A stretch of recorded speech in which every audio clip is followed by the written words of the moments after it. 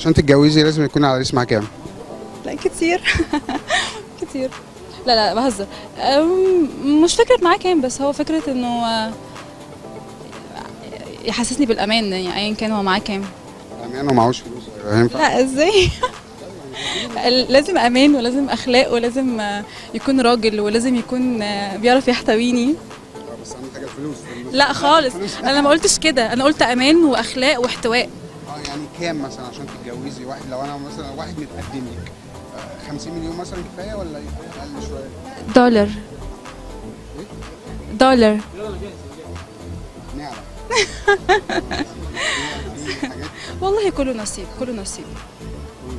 طبعا. بعد دولار دي انا ما متهيأليش ان انت حد هيجي لك. كام في الساحل؟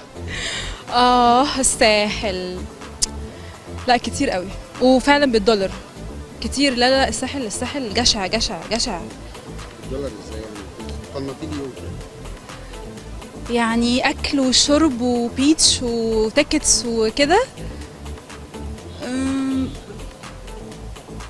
500 $500.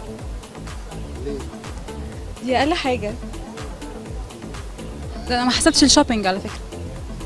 انت رايحه تعملي شوبينج في الساحل؟ اوف، احلى حاجه للبحر والبيتش تاخدها من الساحل، من البازارز هناك، الحاجات هناك صراحه تحفه.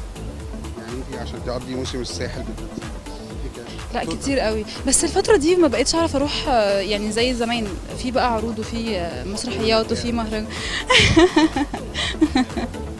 يعني رحتي كام مره السنه دي رحت 4-5 مرات تقريبا. مره مثلا تلاقي كام؟ لا مش ألوفات، حرام، مش ألوفات صراحة يعني. بس بالإقامة ألوفات بتعدي، تصدق أنا ما حسبتش الإقامة. انت اصلا مش اونر، انت كحيانه. تترسمي علينا وانت كحيانه يعني مش اصلا ما عندكيش حاجه هناك.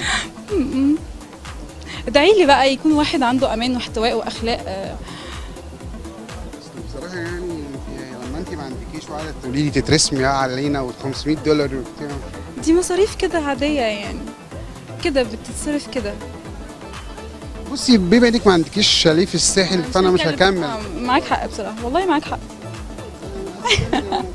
حرير عنده شاليه في الساحل. بجد؟ والله فيلا في الساحل. واو ما شاء الله. ورثها عقبالي يا رب، عقبالي. ما هو انا بصرف كتير بقى، انا ما بصرفش كتير، كان زماني. لا بصراحه. كنت هقول لك كان زماني عندي فيلا في الساحل، بس لا تو ماتش، اسعار تو ماتش قوي.